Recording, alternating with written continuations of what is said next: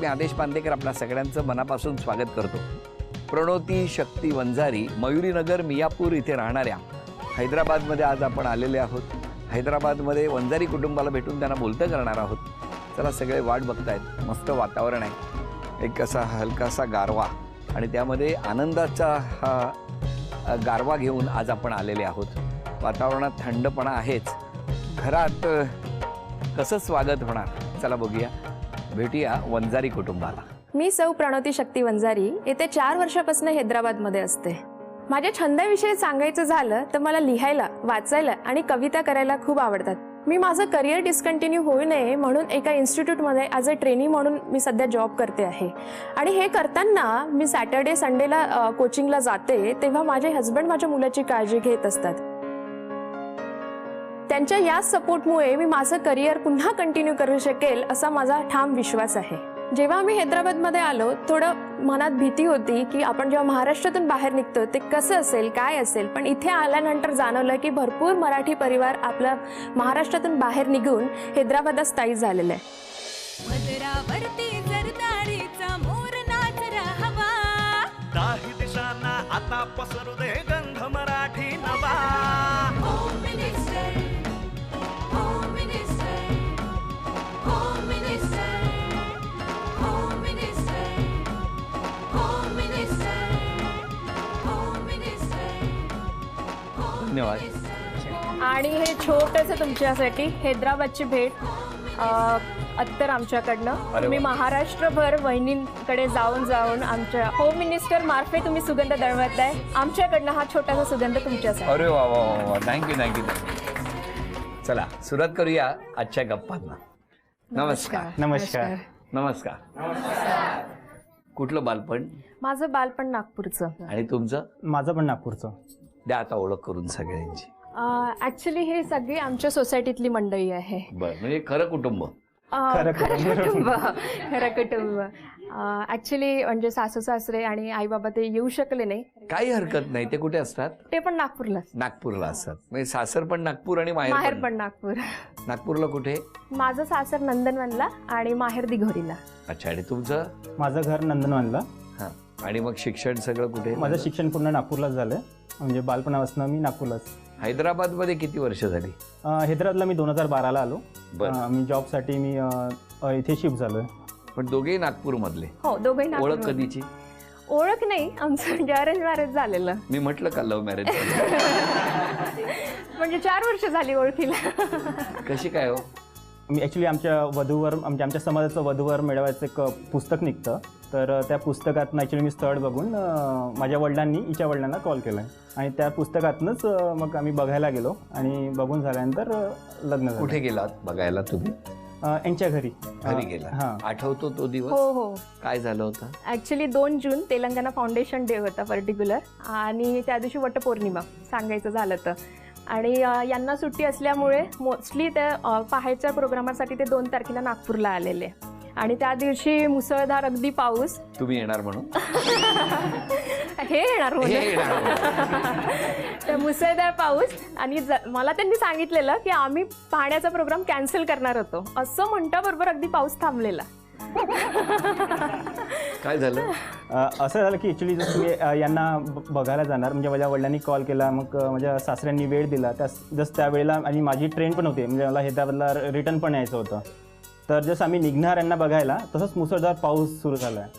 आणि मग मला असं विचारायला की नाही, आता ही तर मुलगी माझ्या मनात नाही आहे. आणि का पाऊस आला म्हणून? मी बघायला जाऊ शकणार नाही मला म्हणून. सांगा, नुसता पाऊस होता की गडगडाट होता? मुसळधार पाऊस होता. आवाज नव्हता ढगांचा? नाही. तो आता सुरू झाला का 4 वर्ष?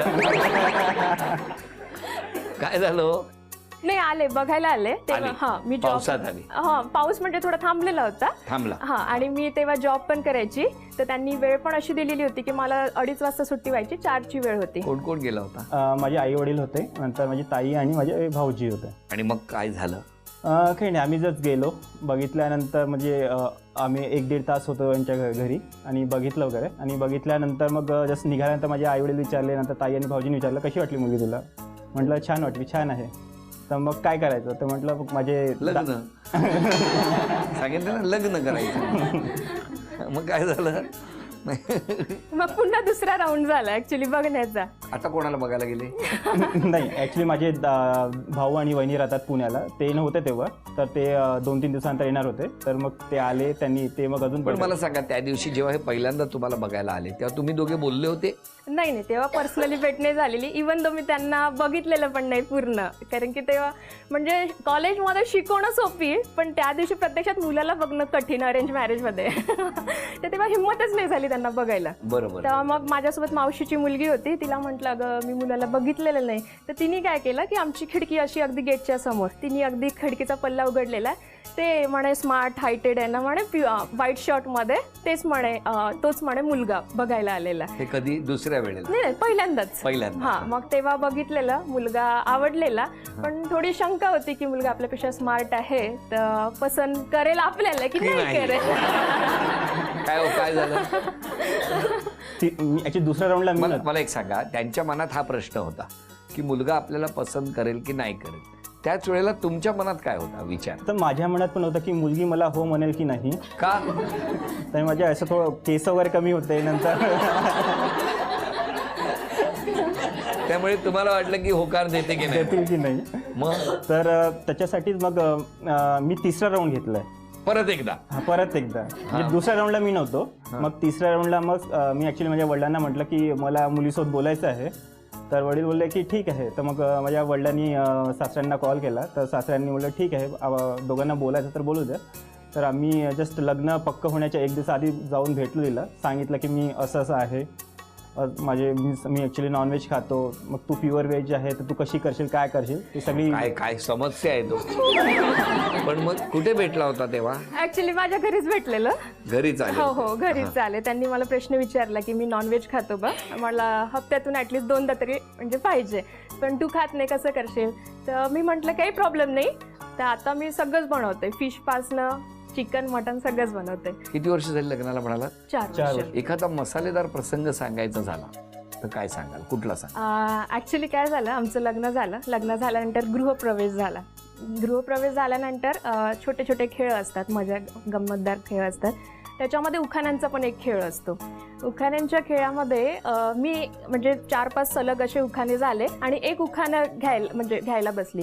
शब्दांनी बनतं वाक्य, वाक्यांनी बनते कविता, शक्तिराव माझे सागर, मी त्यांची सरिता, असं ते उखाणं होतं. पण बोलताना काय झालं की शक्तिरावांच्या जागी सागरराव आले, म्हणजे मी म्हटलं सागरराव, बस तेव्हा मला चुकी कळली. पण तेव्हा लगेच सगळ्यांचे डोळे पाणावलेले आणि मागून आवाज आला की शक्ती तलवार निकालो कोण आहे ये सागर.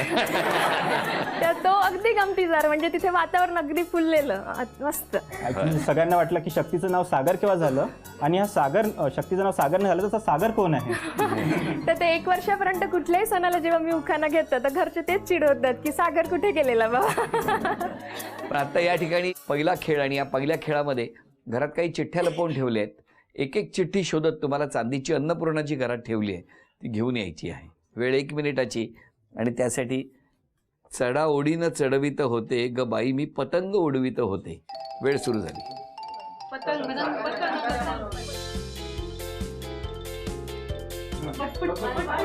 10 सेकंद झाली. Made for each other. Made for each other.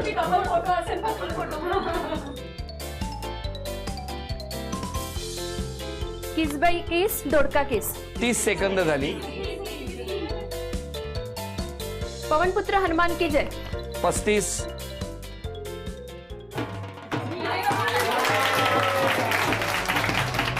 अभिनंदन, चांदीचं नाणं मिळालं. धन्यवाद.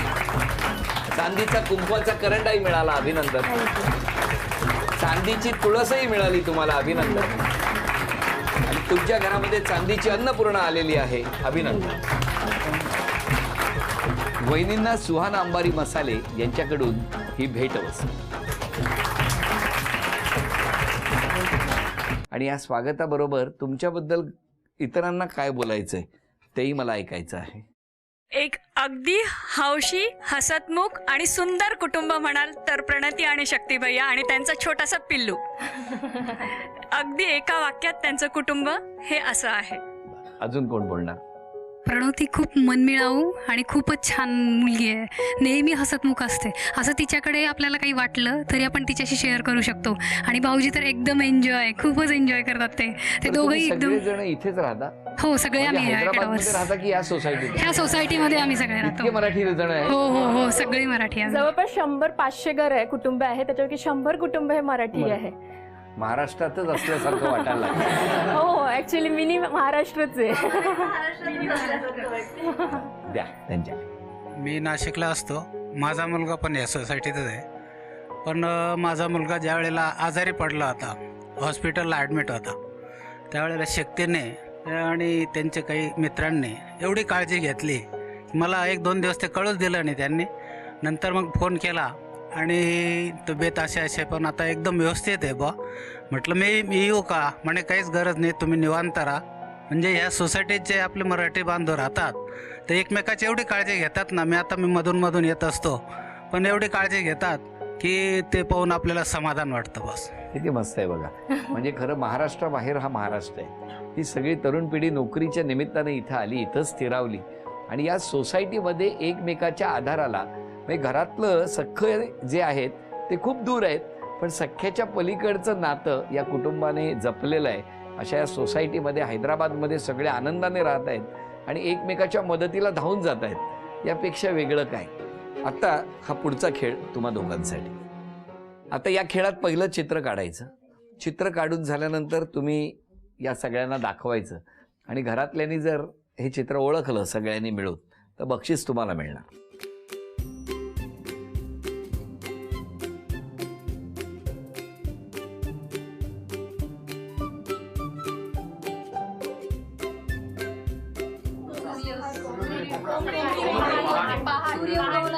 बोलायचं नाही.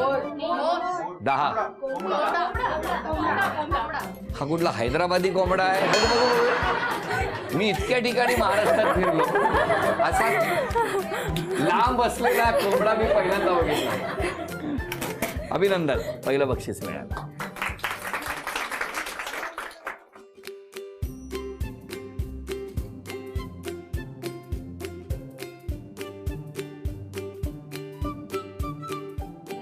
बोलू नका. 10, 9, 8 बोलू नका. 7 ओ साहेब.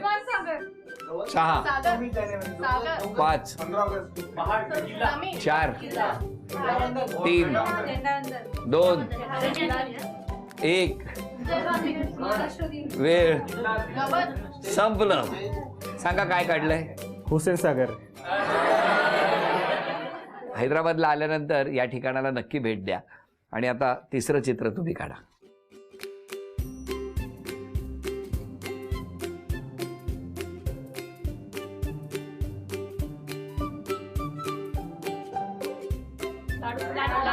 दहा, 9, 8,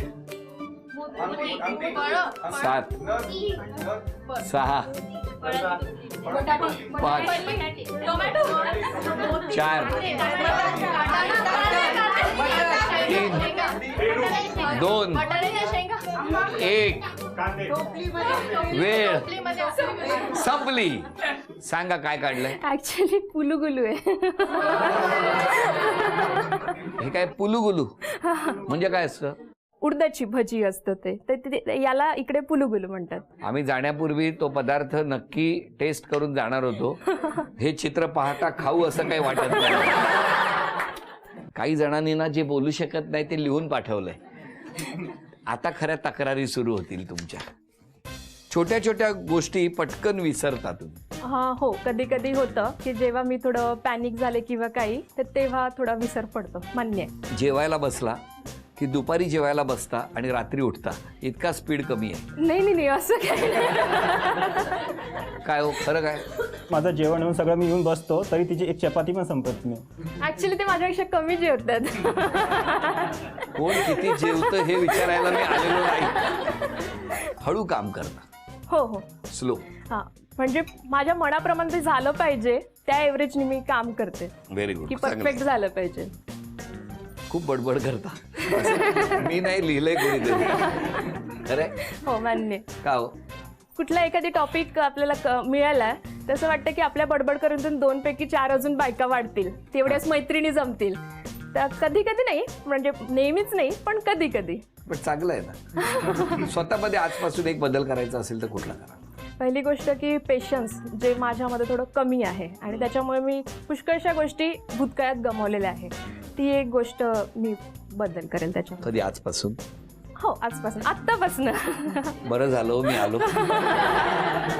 तुम्ही स्वतःमध्ये एक बदल करायचा असेल तर कुठला करणार? ॲक्च्युली मी घरात जास्त वेळ देऊ शकत नाही. मी सोमवार ते शुक्रवारला मी ऑफिसला असतो आणि शनिवार रविवारला जेव्हा वेळ मिळाला तेव्हा मी क्रिकेट खेळायला निघून जातो. तर हिची तक्रार राहते की तुम्ही घरी थांबत नाही, तुम्ही नुसते क्रिकेट जाता. तर मी ॲटलिस्ट थोडा वेळ घरी देईल. कधी कधी कधी कधी या शनिवारपासून. हा? या शनिवारपासून क्रिकेट खेळायचं कमी करणार. हा? 3 अपेक्षा सांगा मिस्टरांकडून.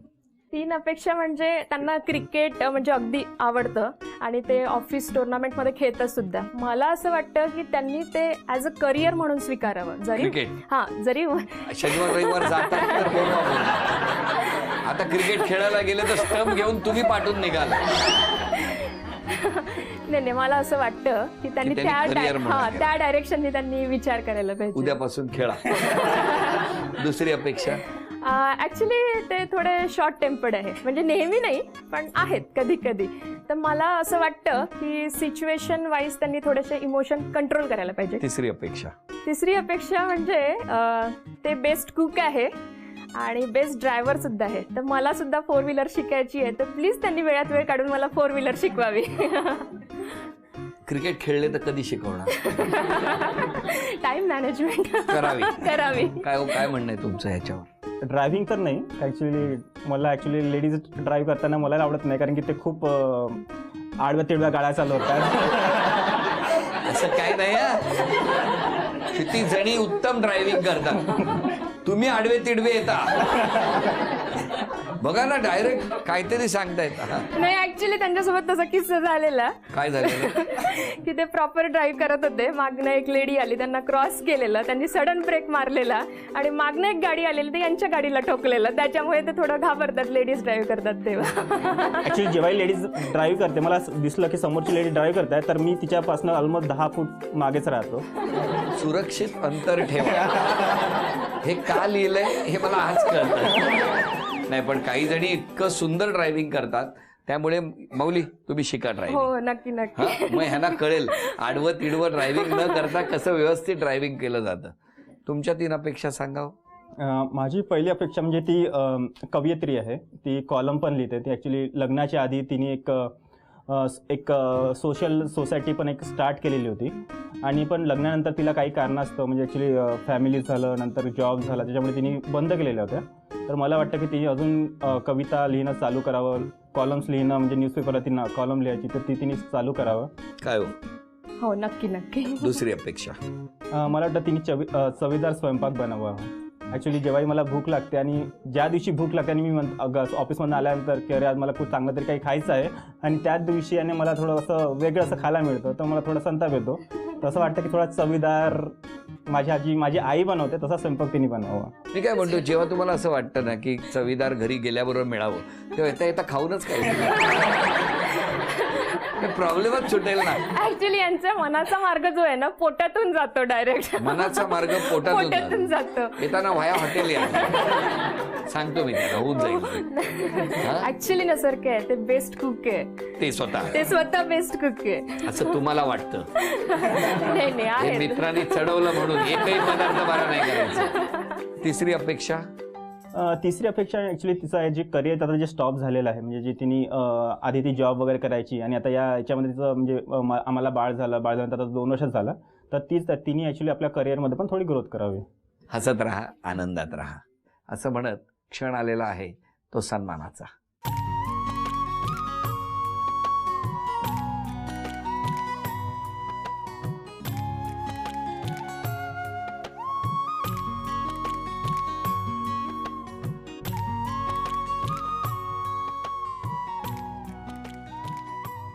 झी मराठीकडून ही भेटवस्तू तुमच्यासाठी.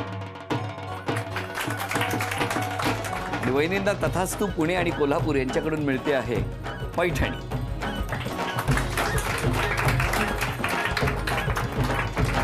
अभिनंदन.